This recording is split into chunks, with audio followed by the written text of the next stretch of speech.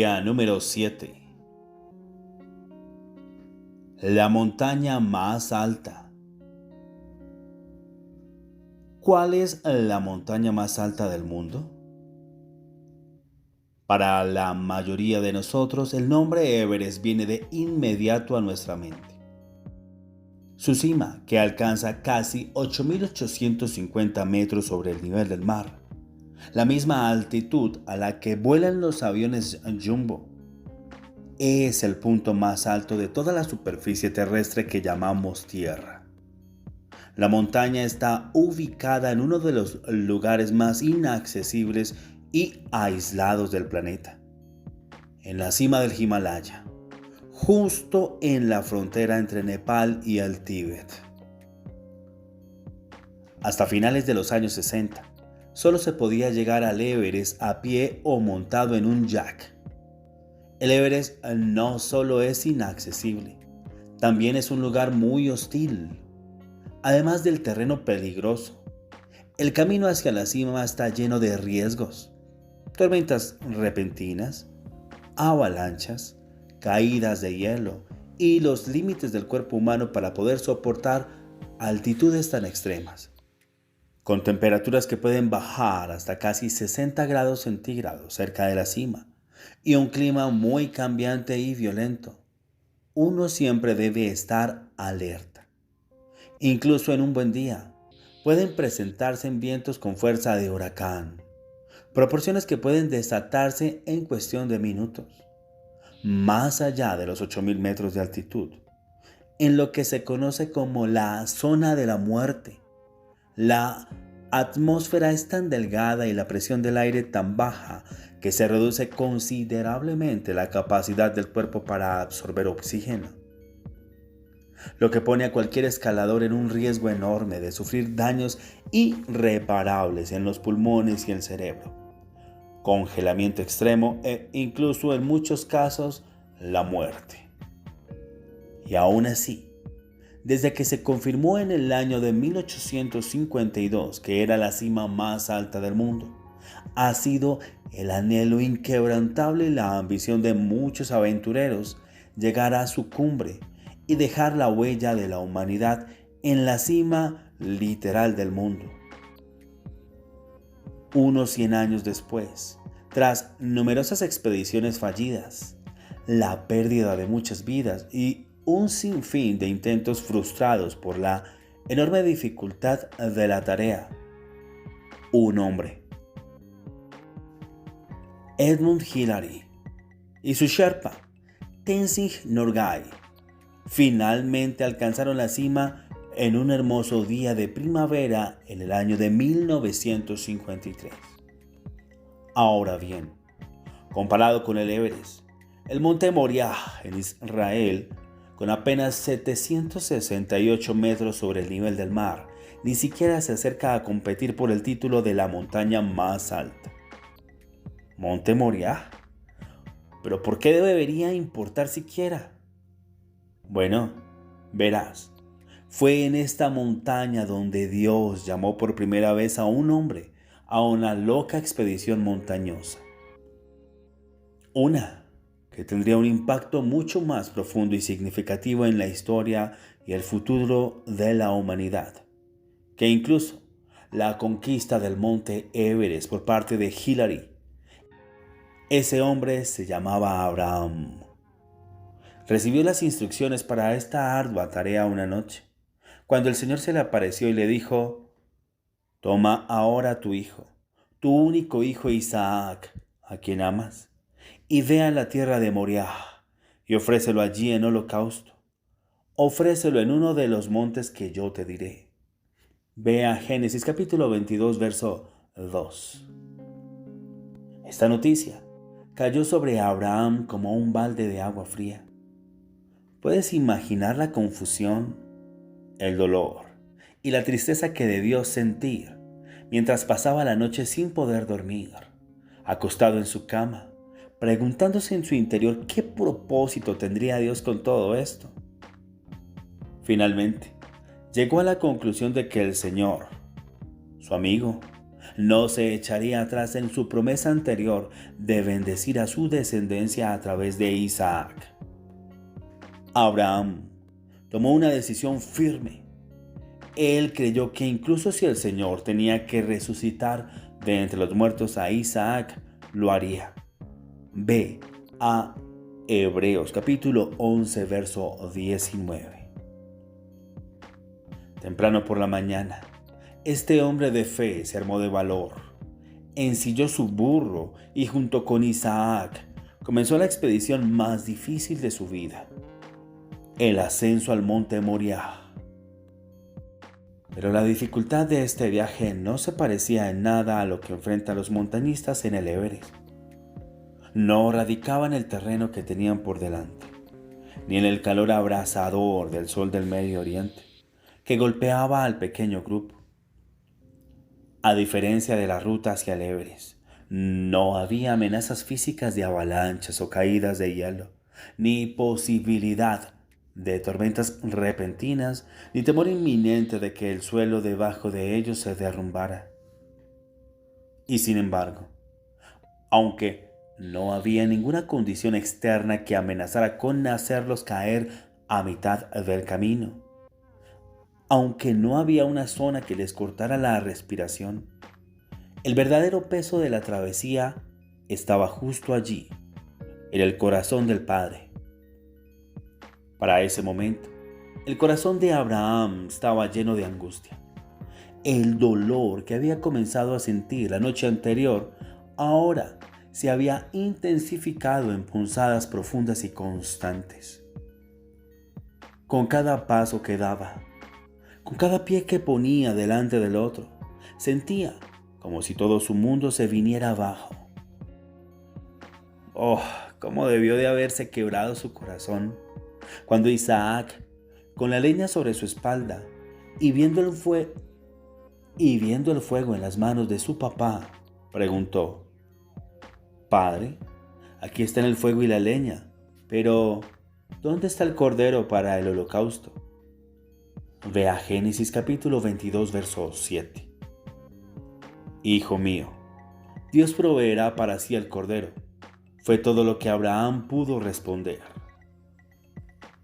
Allí en la cima del aparentemente insignificante monte Moriah, Abraham, con los ojos enrojecidos y adoloridos de contener las lágrimas, los nudillos blancos de apretar con fuerza el mango de su cuchillo, y el pecho tembloroso por el esfuerzo de mantenerse firme, se dispuso a obedecer. Estaba al borde del acto más doloroso de su vida, dispuesto a entregar a su hijo amado en obediencia total a Dios. Entonces, justo cuando levantó el cuchillo, una voz del cielo lo detuvo.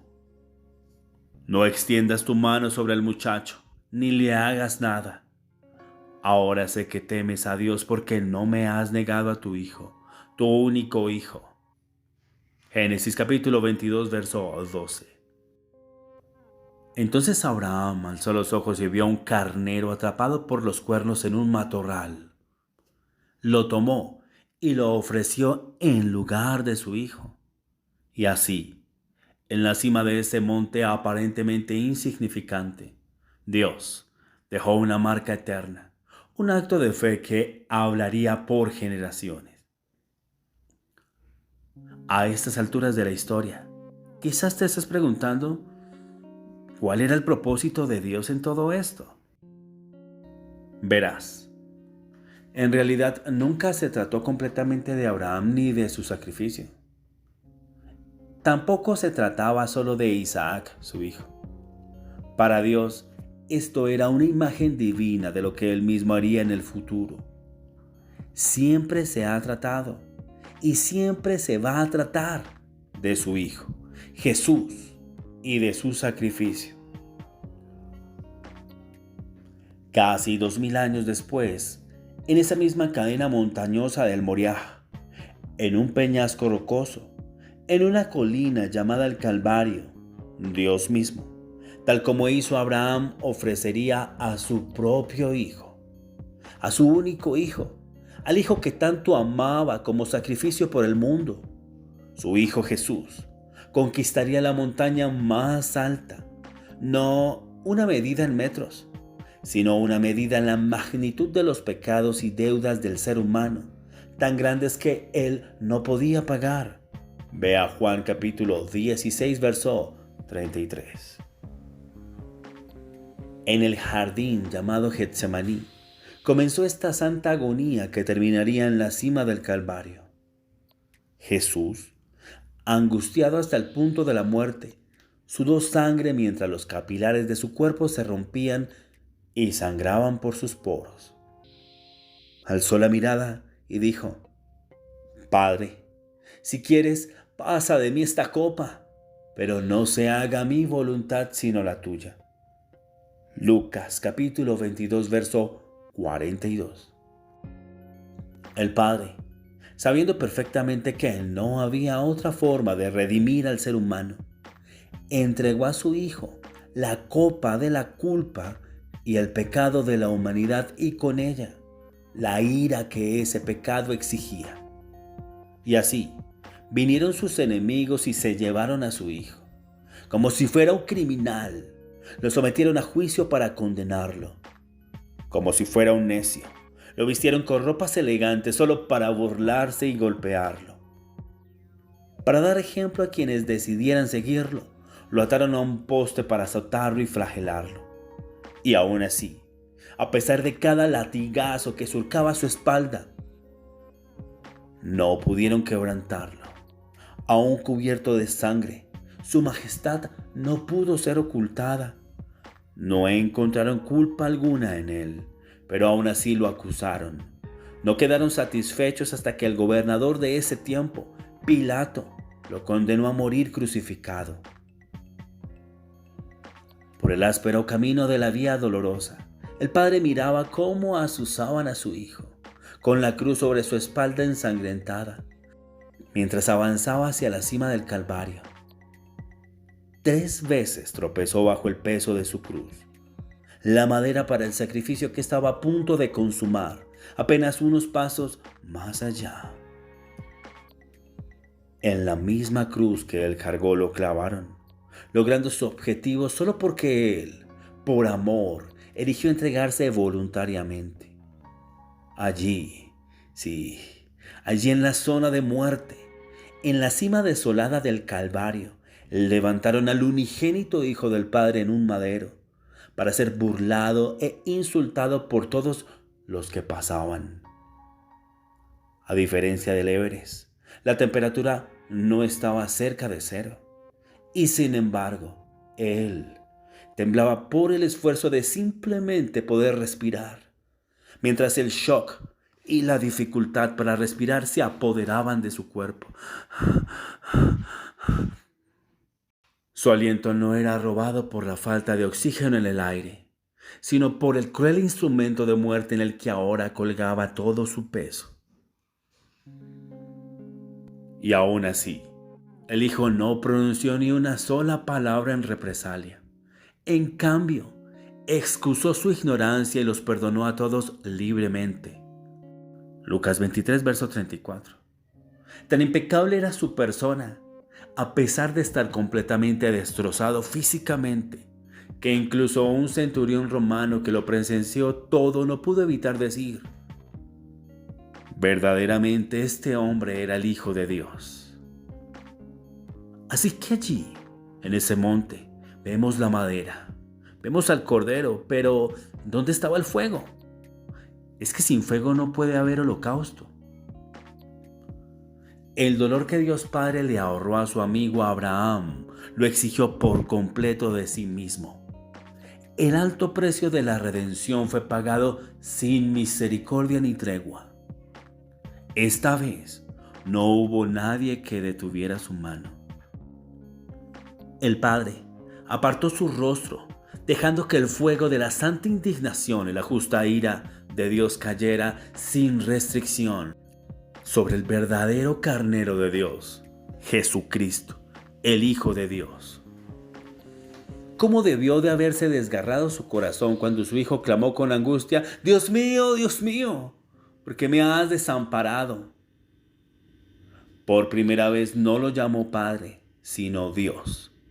Y aún así, el Padre no se detuvo. No le mostró a Jesús ni una pizca de misericordia o compasión.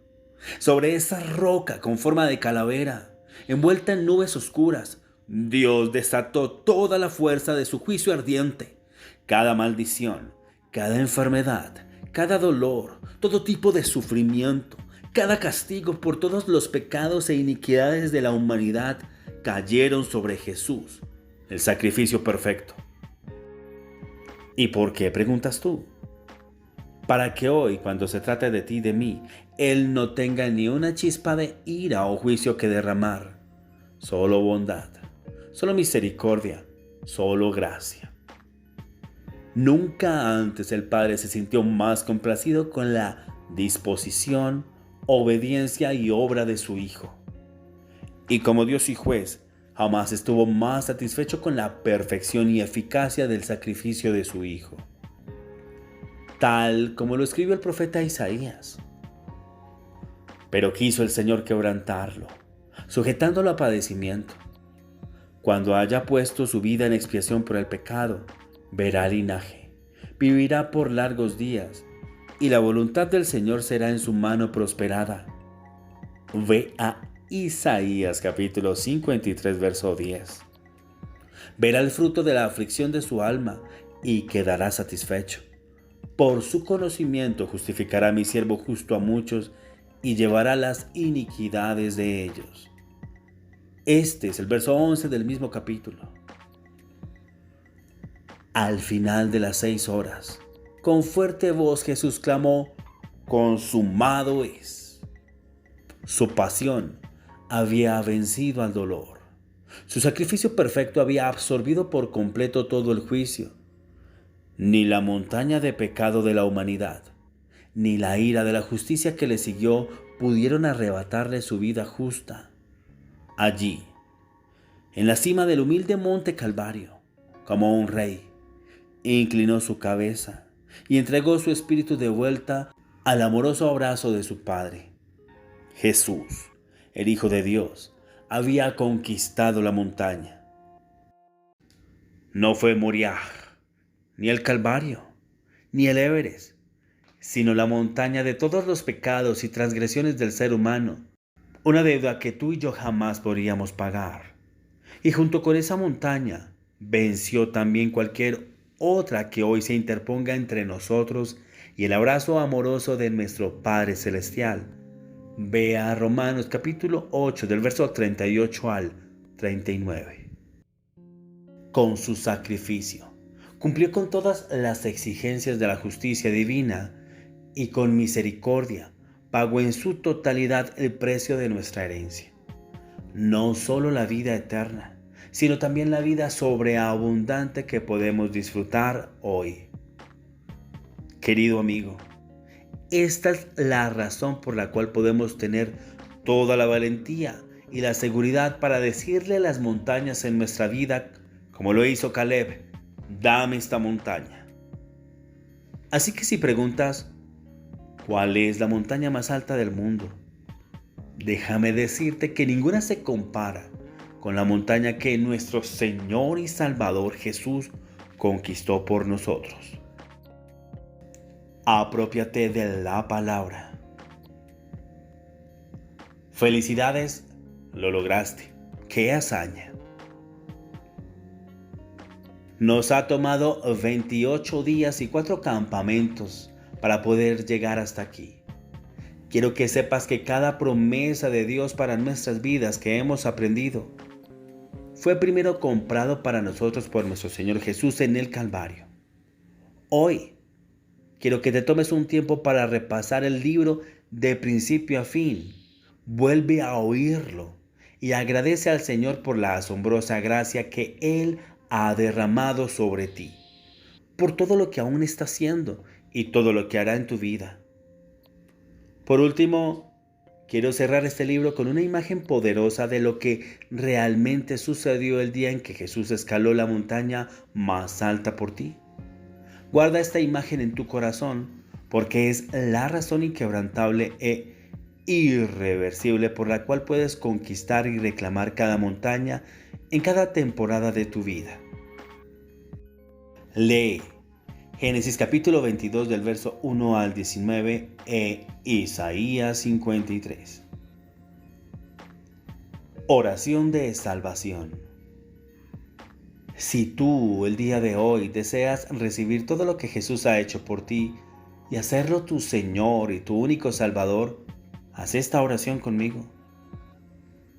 Señor Jesús, gracias por amarme y morir por mí en la cruz. Tu preciosa sangre me limpia de todo pecado. Tú eres mi Señor y mi Salvador, ahora y para siempre. Yo creo que resucitaste de entre los muertos y que hoy estás vivo. Por tu obra terminada, ahora soy un hijo amado de Dios y el cielo es mi hogar. Gracias por darme vida eterna y por llenar mi corazón con tu paz y con tu gozo. Amén.